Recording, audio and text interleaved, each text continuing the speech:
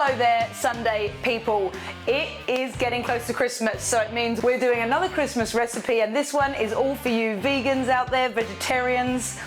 I know that this suspiciously looks like a fruit cake, but it's not. It is the most moist, delicious, yummy nut loaf. You can really use anything that you've actually got. You don't need to really go out and buy anything specific, just as long as you have a few of the things, some fruit, some nuts, whatever it is, seeds. It's super easy to make, and it just tastes absolutely banging. I know that everyone is always lacking in the time department this time of the year, so let's just jump into it, and I'm going to teach you guys how to make this delicious vegan nut roast. So here we are, festive nut roast. This is the most customizable thing you could ever possibly imagine. Essentially, the most important part of it is texture, so that it sticks together.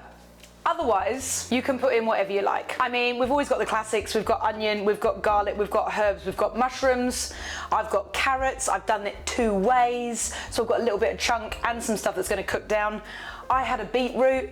Do you know what would be incredible in this? Butternut squash, sliced, decorated on top, beautiful. Onion, celery, anything. Parsnip, oh, parsnip would be insane. Can't buy them here, wrong time of the year, but that would be phenomenal. And then the other things that we need is nuts. Now, so here I've got 50 grams of cashew nuts. The kettle has just boiled, so we're just gonna do this process while we talk. We're just gonna soak them in some boiling hot water,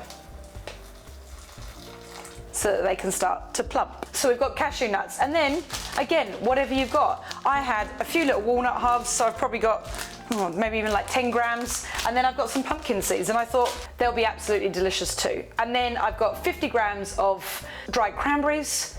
You could use dried apricots, dried apples. I mean, just anything really, anything that you like, put in it. You know, just so long as it's a dried fruit and not a fresh fruit. I mean, you could probably even put grated apple in it. That would actually be also delicious, thinking about it. But you know, all interchangeable. It is most importantly about the texture.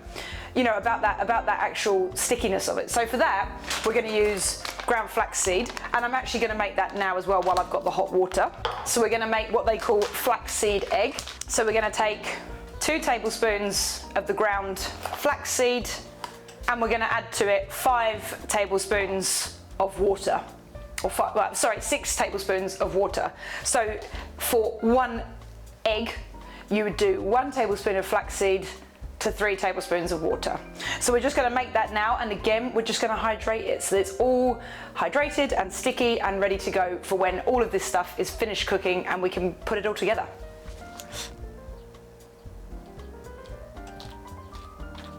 Give that a little stir, give that a little mix, and you can just put it to one side. It's done. And so the other stuff that we need here is some seasoning. You know, it's really important that this gets seasoned nicely so that you don't end up with a bland nut roast. So I've got a little bit of nutritional yeast.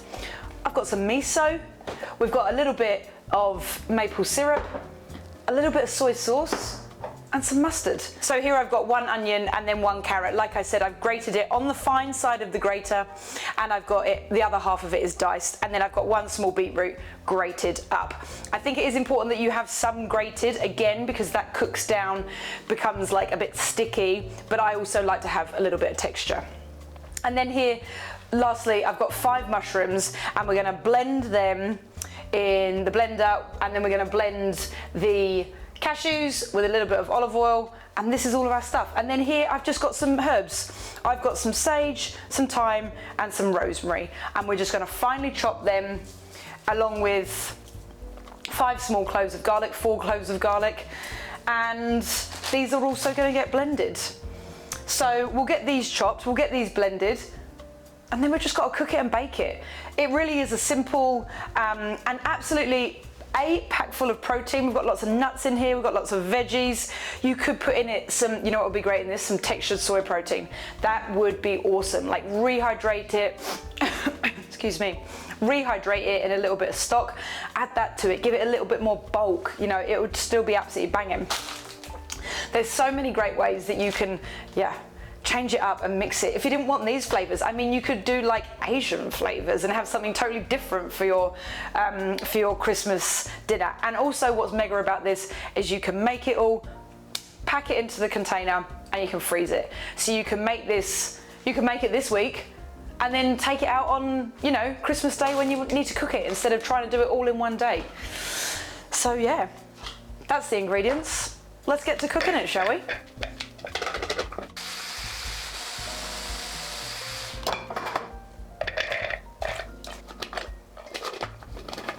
I don't know what it is about this lid, but every time I try to put it on, it is an absolute nightmare.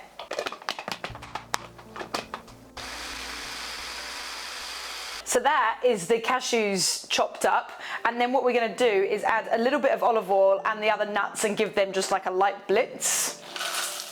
So it's about 50 grams of pumpkin seeds, and then 25 grams of walnuts. And here now with that, you can really see it's got a lot thicker, it's got more, it's quite, you know, sticky. That's what we want. We need that kind of stickiness to bind all of these things together.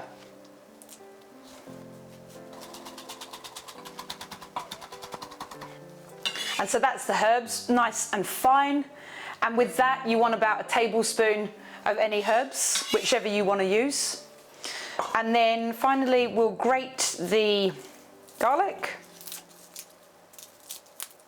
You might be wondering why I always use these tiny, tiny cloves of garlic. It's because I actually grew it in my garden, but these are the last ones, and these are the ones that didn't get so plump, but still were absolutely amazing in flavour.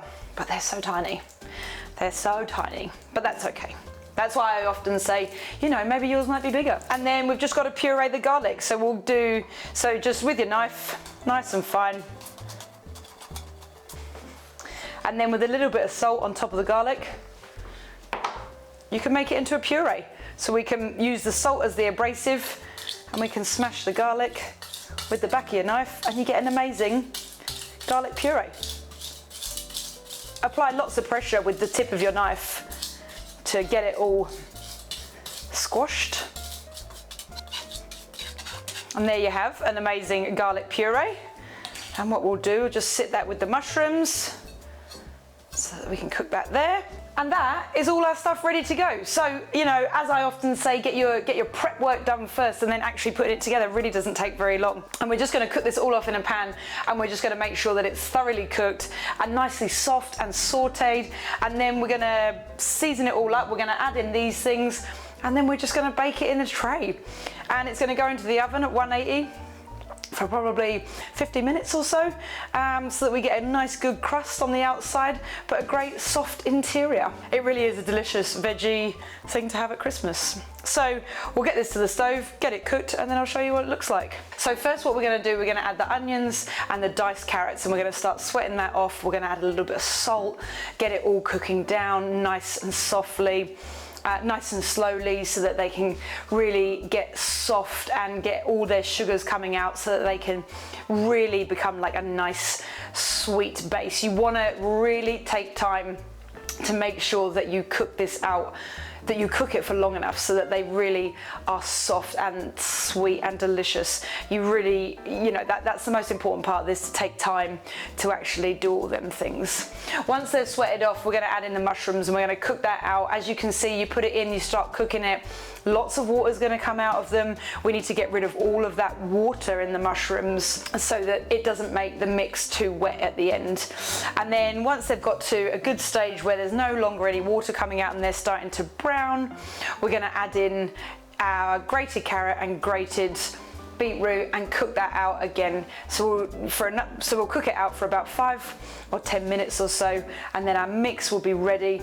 Once all them things are in, we're going to add in our additional seasoning. So what I've done with the miso is I've added a tablespoon of it to some water, some hot water. So this is kind of going to be our stock that we're going to cook it down in. So it's a really great way to, you know, kind of not have to use just a boring vegetable stock. So we've got some of that, we've got the stock here, we're going to add that in, and we're going to cook that down. And we're going to add in now a few dashes of the soy sauce, and yeah, that's it. And then when we take it over, we'll give it a little taste and maybe add some of that maple and some of the nutritional yeast powder, but very simple and absolutely delicious. Okay, so here is our mix. We saw it all cooking down there. And then what I did is I just took my tablespoon of miso and added about 100 mils of hot water to it to dilute it. And then I've added it in and reduced it down. Now, if you can see here, there is a little bit, a tiny bit of juice, I mean minimal, left in this. So we do want a tiny little bit because we do need it to all bind together, but you know, it's all sticking together pretty much already, which is absolutely great. So we're gonna get it in the bowl, and then into here, we're gonna add our nut mix, and nut and seed mix, and our flax egg, which now it almost is like, it's almost like porridge. Like that's the kind of consistency it is, but that is our binding agent, which is why it's okay that we do have that little tiny bit of moisture in there. And then we just mix that all together so that everything is fully combined.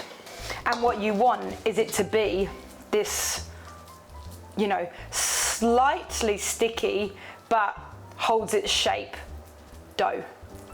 Sure, let's call it a dough mixture.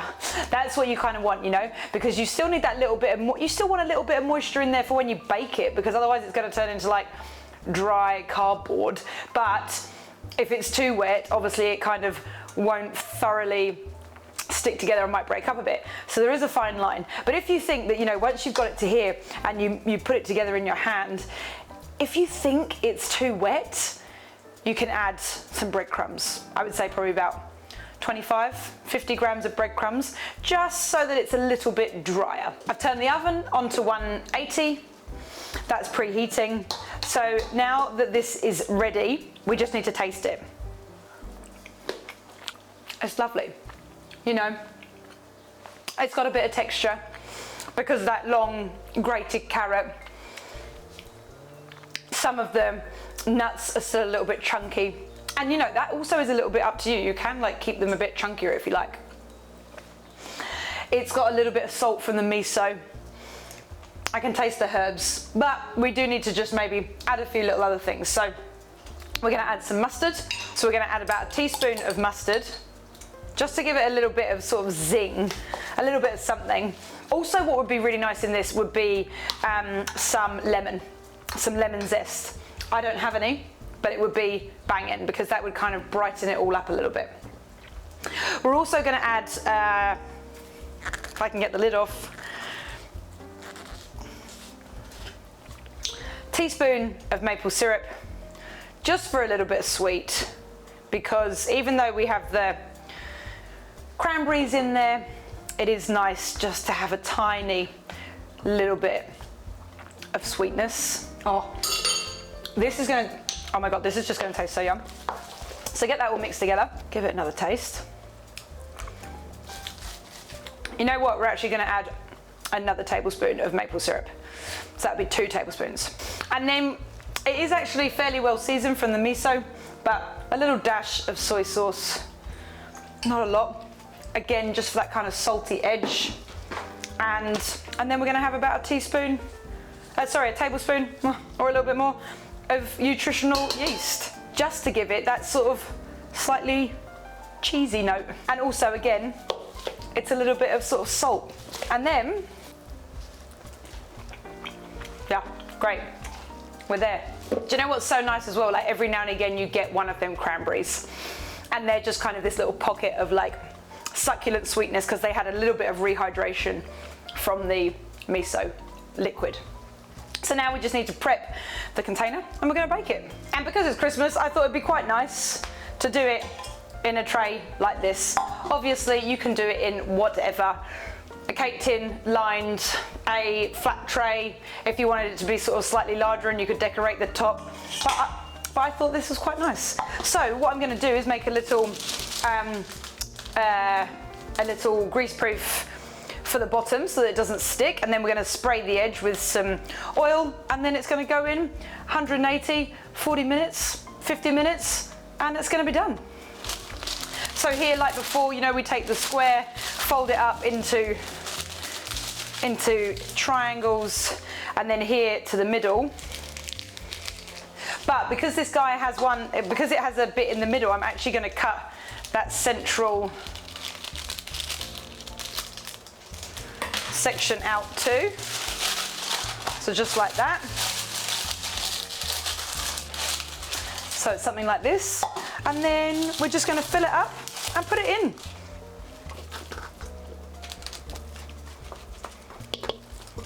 So we're just going to get it all in there. And then with this, you know, you really do want to make sure that you pack it down so that it becomes, so that there's no kind of air pockets, because then when you cut it, you have a lesser chance of it breaking into pieces. So, and that is it.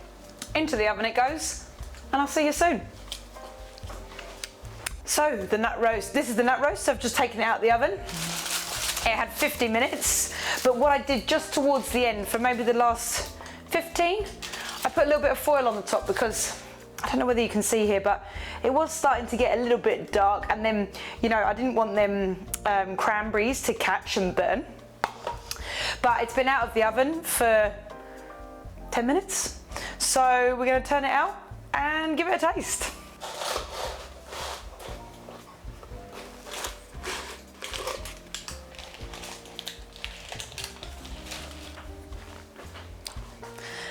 And what I like to do with this is just keep it really natural. I mean, a lovely thing that you could do is maybe roast off some butternut squash for the top to like make some, you know, it'd be beautiful and orange. But I just love to get some really gorgeous herbs and just make it look like a beautiful crown. I've got some sage here. These are the sage flowers.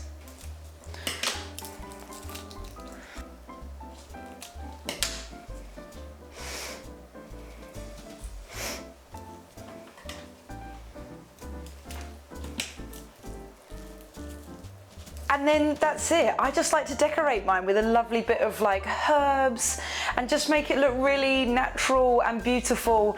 And I mean, that would just be such a stunning centerpiece for your Christmas day. You know, it's simple and easy, but just looks absolutely beautiful.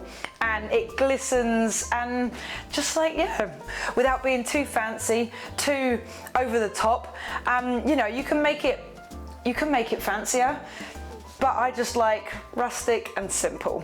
And I mean, that is such a beautiful thing to have on your Christmas table. So yeah, let's get stuck in. We cut a slice. Oh, it's so soft, the interior. It's so wonderfully moist, the inside. I mean, look at it. No dry old nut loaf around here. This is just so banging. Oh. And you know, you can get into it.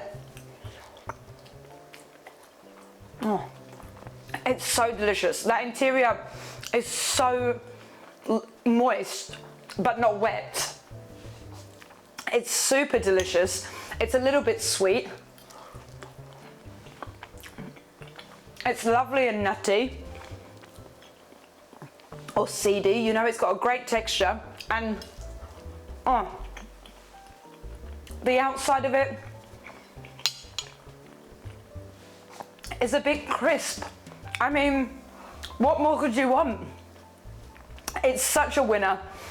I think even any non-vegetarians that may be attending that might be attending your Christmas would probably really enjoy it too. This thing is so yum.